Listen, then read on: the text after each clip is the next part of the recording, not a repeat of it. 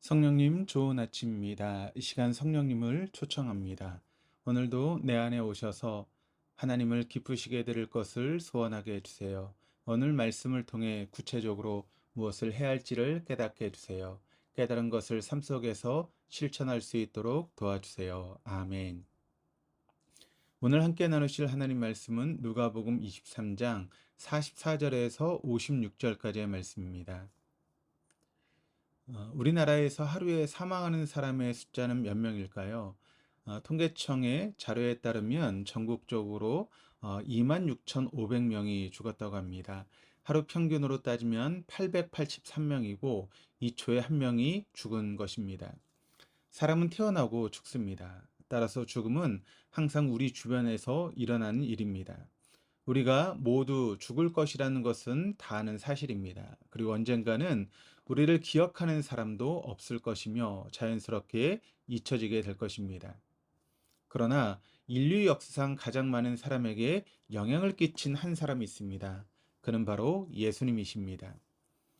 주님의 십자가에서 돌아가심은 이전에도 그리고 그 이후에도 없을 만큼 수많은 사람에게 영향을 주었고 지금도 주고 있으며 앞으로도 계속 그런 영향을 주게 될 것입니다. 그러나 예수님 당시의 주님의 죽음은 그 어떤 영향력도 주지 못한 그저 한 사람의 죽음에 불과했습니다. 빌라도에게 있어 예수님은 숨을 거둔 시체에 불과하였고 이제는 종결된 사건일 뿐이었습니다. 그가 판결한 많은 죄인 중에 하나일 뿐이며 별 볼 일 없는 시골 마을 나사렛의 한 인물일 뿐이었습니다. 많은 종교 지도자에게 있어서 예수님의 죽음과 마지막 절규는 그저 미친 자의 발악으로만 들렸을 것입니다. 주님의 죽음은 당시 많은 군중 가운데 목격되는 가운데 초자연적인 현상이 일어났고 이는 그의 죽음은 단순한 한 사람의 죽음이 아니었음을 입증하고 있는 것입니다. 44절과 45절입니다. 때가 제60쯤 되어 해가 빛을 잃고 온 땅에 어둠이 임하여 제19시까지 계속하며 성소의 휘장이 한가운데가 찢어지더라. 제6시에서 9시까지는 현대 시간으로는 정오에서부터 시작하여 오후 3시까지를 의미합니다. 태양이 가장 밝고 환하게 비춰야 되는 그 시간에 온 세상이 빛을 잃고 어둠이 임했습니다. 또한 성소의 장이 한가운데로 찢어집니다.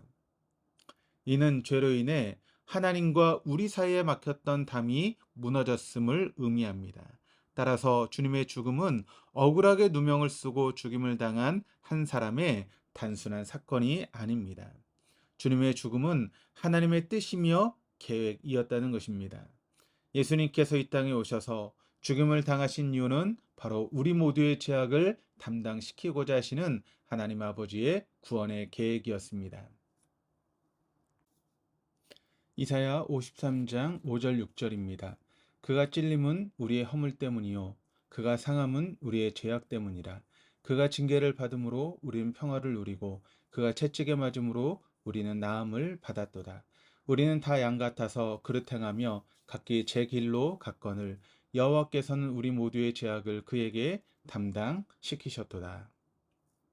예수님은 하나님 아버지의 뜻을 잘 아셨습니다. 그리고 그 뜻에 죽기까지 순종하셨습니다.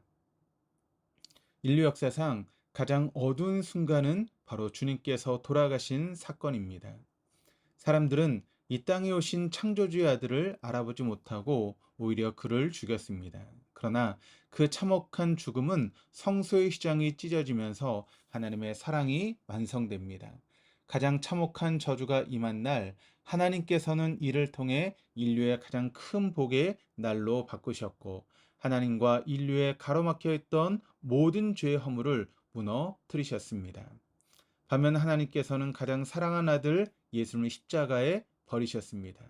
주님은 십자가에서 가장 처절하게 울부짖으셨고 마지막 말씀을 하시며 숨지셨습니다. 46절입니다. 예수께서 큰 소리로 불러 이르시되 아버지여 내 영혼을 아버지 손에 부탁하나이다 하고 이 말씀을 하신 후에 숨지시니라. 십자가에 달리신 예수님께서는 하나님 아버지로부터 철저하게 외면당하셨고 버림받으셨습니다. 그러나 주님은 하나님의 외면과 버리심에도 불구하고 마지막 자신의 영혼을 하나님의 손에 온전히 의탁하십니다. 주님은 사람들의 조롱을 두려워하지 않으셨습니다. 사람들이 침뱉고 욕을 하며 채찍을 가해도 주님은 아무런 원망의 말씀도 하지 않으셨습니다. 두 손과 두 발을 사람들이 못을 박으며 가시 면류관을 그의 머리에 짓눌러도 주님은 침묵으로 임하셨습니다. 옷을 찢고 창으로 옆구리를 찔러도 주님은 여전히 침묵하셨습니다. 예수님께서는 그 어떤 것도 두려워하시지 않으셨고 목숨마저 아끼지 않으셨습니다. 그러나 예수님께서 가장 두려운 것은 하나님 아버지의 임재하심을 느끼지 못하는 것이었습니다. 하나님 아버지와의 단절을 주님께서 그토록 두려워하셨고 슬퍼하셨던 것입니다. 십자가 위에 주님은 우리가 감히 상상도 할 수 없을 정도의 엄청난 육체적인 고통을 받으셨던 것입니다. 그러나 주님은 육체의 고통보다 가장 처참한 고통은 바로 하나님 아버지와의 단절이었습니다. 더는 하나님의 임재를 느끼지 못하는 그 순간이 주님께서 그토록 괴롭고 처참한 최후를 맞이하신 것입니다. 그에 비해 우리의 모습은 어떠합니까? 오늘도 남들이 자신을 어떻게 볼까 늘 노심초사하고 있지는 않으신지요? 하루아침에 건강을 잃을까봐 걱정하며 뉴스를 통해 들려오는 여러 가지 소식에 두려워하고 있지는 않습니까? 명예를 잃을까봐 두려워하며 재산을 잃을까봐 두려워하고 걱정하고 있지는 않습니까?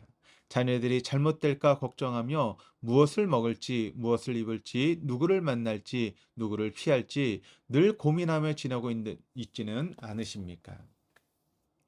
그와는 달리 하나님의 임재를 느끼지 못하고 하루를 살아가는 것에 대해 두려움이 없이 지나고 있지는 않으신지요? 하나님의 말씀이 없이도 하루를 지내며 찬양과 기도 없이 하루를 보낸 것에 대하여 아무런 감각 없이 지나고 있지는 않습니까? 오늘 하루를 하나님의 임재와 능력을 경험하지 못한 채 잘 먹고 잘 지낸 것에 대하여 잘 살았다고 생각하며 지내고 있지는 않습니까? 십자가에 달리신 예수님께서는 마지막 온 힘을 다해 큰 소리로 울부짖으셨습니다.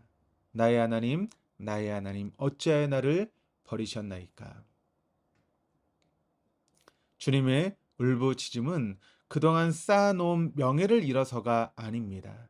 죽음 앞에 두려워 울부짖는 것도 아닙니다. 그동안 함께하였던 제자들과 사랑하는 사람들을 배신하여 울부짖는 것도 아닙니다. 목말라 울부짖는 것도 아니고 억울함에 악을 쓰시는 모습은 또한 결코 아닙니다.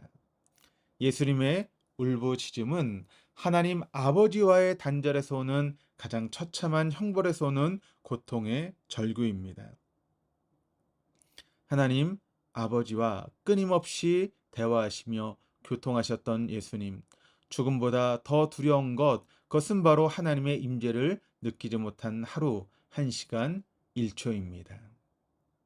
오늘 우리는 주님의 임재를 느끼며 살지고 있지는 않은지 우리 자신을 돌아봐야 하겠습니다.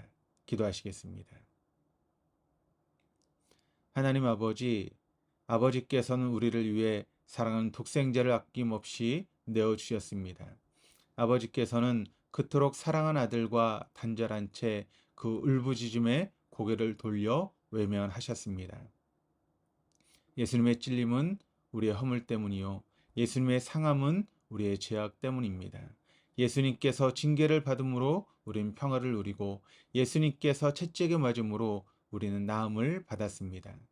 그토록 주님께서 가슴 아프고 가장 비참한 때 우리는 죄 사함을 받았으며 새 생명을 얻었습니다.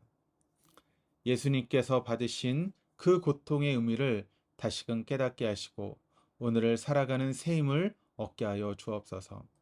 그리하여 우리의 두려움과 걱정이 진정 무엇에 두고 있는지 다시금 깊이 생각하는 오늘이 되기를 소망합니다. 주님의 고통이 우리의 고통이 되게 하옵소서. 아버지와의 단절에 절규하신 주님을 우리도 함께 하옵소서. 그리하여 매일 매 순간 매 초 주님과 동행하는 삶을 살게 하옵소서. 우리의 영원한 구원자이신 예수 그리스도 이름으로 기도드립니다. 아멘.